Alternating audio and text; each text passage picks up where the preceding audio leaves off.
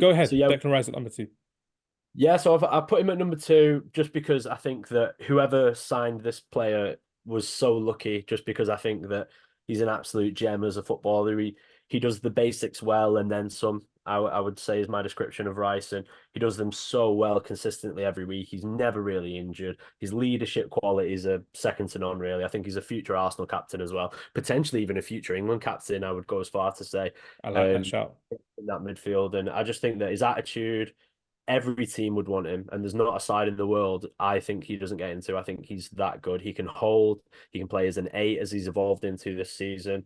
But again, he falls into the category of players that I really like and appreciate that have joined teams that I absolutely despise and hate. So Declan Rice, you are an incredible footballer. It's a shame you had to go and join Arsenal. But my only point I will say about Arsenal, again, I mentioned it briefly earlier, is they might have spent 250 million to stand still. But Mm. Declan Rice for 105 million is worth every single penny. Nah, that's a great point there as well. Anthony, number two. Where are you going with this one? I'm going for the same person. Declan Rice, number Ooh, two. I okay. can't believe Man United didn't sign him. Like, I really wanted him at United. I think he would have been perfect for us. He could have been a Ole Gunnar future. Solskjaer recently said as well. Sorry to cut you off there, but he recently said on the Gary Neville Stick to Football or the Overlap podcast, he said, Yeah, "I wanted Declan Rice, I wanted Jude Bellingham, I wanted Erling Haaland, but yeah. we never got that opportunity." That would have been crazy to see Haaland, Bellingham, even if we had Rice, Pogba, Fernandez at the time would have been unreal. We wouldn't have had to spend that money on Casemiro. We would have built for the future. We would have improved on what we had. The what ifs are crazy, man. Absolutely insane. Go ahead. Talk Yeah. to us more about Declan Rice. Yeah, no, I know he was 105 million. It's a lot of money, a hell of a lot of money. But we spent 70 million. When I say we, I'm on about Man United, obviously. Mm. We spent 70 million on Casemiro. But when you 40 take, on Van der Beek. yeah, when you take into account wages and Casemiro's only really lasted one season, 1.5 seasons, and we're gonna have to sell him in the summer now for a big loss. So Mm. it would have been worth it just spending that money on Declan Rice. I know maybe he wanted to stay in London. He probably would have chosen Arsenal over us anyway, but I think him in that number four, number six position where he just holds and he can even play as a number eight as well. I think he's got it all. And he would have been a top signing for Man United, but he's been a top signing for Arsenal. And if they do win the league, he's played a big role in that. Do you agree with Lewis when he said he could get into any team in the world in that position as the holding midfielder? Yeah, I agree with that. I don't think there's that many around who can go head to head with Rice. I know, obviously, the price tag is a big thing, but he's been top class for Arsenal, and he's a leader as well in that dressing room. You need those leaders, something that Man United have been lacking. A lot of the other Premier League clubs are lacking, but you can tell he's got that personality. He's good with the media. He's just got that all round package for England and Arsenal. Yeah, absolutely. One thing I liked about was when he fought back against some of the media pundits as well, talking against Roy Keane and Graham Souness. He was like, "Oh yeah, why are they complaining about me not getting goals when my game isn't about goals?" I like the fact that he stood up for himself as well. And a lot of players, for me, in my opinion, should be doing that, especially if they're playing Premier League football week in, week out. They should stand up against what people are saying about them, rather on the internet, but most importantly in mainstream media, because that goes a long way in terms of showing a character of what a person's really about going forward as well.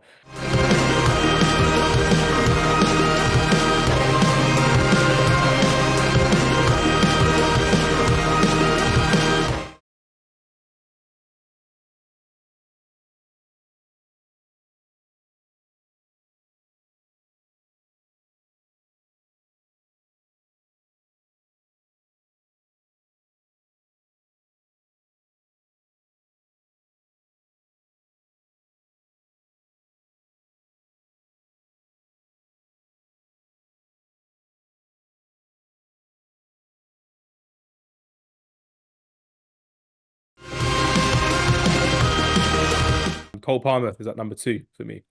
Absolutely sensational footballer as well. I know Lewis is internally screaming, but I just think, you know what? The other person that we've just mentioned is head and shoulders above. I think he's become world class this season, but Cole Palmer, and you're looking at how Tim Sherwood asked him, he was like, "How are you doing at Chelsea?" He said, yeah, I'm doing good. It's like the players around you aren't helping you. You need some better players around. He kept his composure there. He kept classy. He kept not so much media trained, but he kept classy about his wits, which was good to see as well.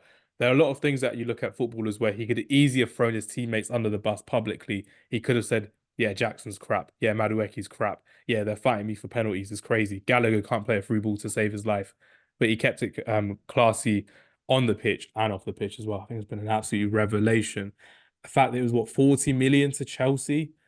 Best signing for Chelsea. I can't remember the last time I saw a signing from Chelsea. I thought, you know what a great deal overall this has been. Some signings have been fantastic. Maybe Thiago Silva on a free transfer. That's a really, really good deal from Chelsea a couple of seasons ago as well. But his finishing's fantastic. The fact that he's such a technical player that holds onto the ball so well, his through balls are fantastic. His key passes are incredible as well. And for me, that goal that crushed my heart in that, was it 4-3 or 5-4 game? At Stamford, 4-3, reminded me of so many times when Man United have done that to other teams.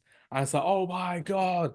But instead it was, oh my God, Cole Palmer doing it again. But it's just everything you want in a modern English footballer. Silky, got the flair, got the character about him as well. Honestly, you can't hate Cole Palmer for what he's done this season. And for me, second best signing in the Premier League for me. I know the two of you will be going on to Cole Palmer as number one, unless you're going for a rogue shout. I review as well. But Lewis, take it away. Your Cole Palmer as number one prediction. That's my prediction. Is it Cole Palmer number one? I'm sure it is, right? It is Cole Palmer, mate. It is Cole That's Palmer. And I just think that he's exceeded all expectations put on him, and 23 goals, 13 assists. So he's double digits for goals and assists in his debut season for a brand new club. I remember initially I listened to an interview he did where he said he'd really struggled to adapt from Manchester to London, and he didn't really know anyone there. And now you see him literally going out after scoring a hat trick against Man United at like D Block Europe concerts, just going out there like in public, just like. Were you there as well? I wasn't there, mate. Unfortunately, I do like D Block Europe though, but unfortunately, I wasn't there. But he looks so much more settled now. Not only does he need to go to the Euros, he needs to start for England in the summer. Where'd you start him? Right Number wing? 10. Number 10. Yeah, number 10. So Bellingham, Rice. Very Palmer. quickly, I do Bellingham, Rice, Palmer. I play Foden off the left. I play Saka off the right, and I play Harry Kane through the middle. Nice. You're Sorry, telling me we can't beat Serbia with that team. I'm telling you we spank them with that team. I'm saying we draw 0-0 with them, and then Saka goes down the camera. That's what home fans do. Don't give you. It's like, where's the loyalty? Like Wayne Rooney did against Algeria. It's going to be the case as well. But yeah, back to Palmer quickly, like you said, great business. 40 million plus 5 if Chelsea win something significant, which might be a while. But what's mad is he's getting a new contract, which is crazy. And another thing I don't know if you guys knew is he didn't actually put a goal bonus in his contract because he just wanted to play football. He said to Pochettino. Now we can renegotiate it because he's been keeping. Yeah, now he's like, I want $1 million a goal now, Poch, because I am the captain right now. I'm getting your fans into seats because of what I'm doing. It's incredible to see what he's done. Literally carrying the team on his back. Anthony Hay, who's your number one? Is it a surprise choice or are we going for Cole Palmer? Or as we like to say, Cole My Palmer. number one choice plays for Man United and it's Mason Mount. No, I'm joking. Look at your face. I had no clue you had that humor in you, that dark humor, Anthony Hay. That's not a racist joke, by the way. That's not a racist joke. No one's cancelling me for racism, but that dark humor.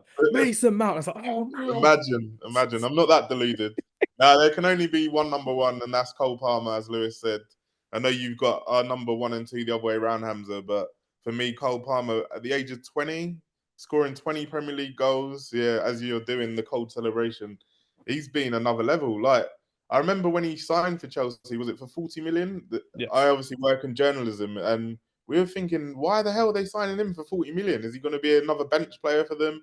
But to come in and do what he's done at that Chelsea team this season when they're so underwhelming has been madness. And I agree, he has to go to Germany this summer. Does he start for you? Yeah, I think you have to start him now. I think I agree with Lewis. Even ahead of Saka, maybe, because Saka's fallen off a bit. So I think you have to find a way. Saka's had his best ever season, stats-wise. Do you think he's just been better playing? I think he just looks a bit tired maybe the last few weeks. And Cole Palmer's on the He's rise. got a lot of ulcers in his mouth as well, having the Saka sauce. Too spicy, too fiery for him. But yeah, I think find a way for Palmer to start for England.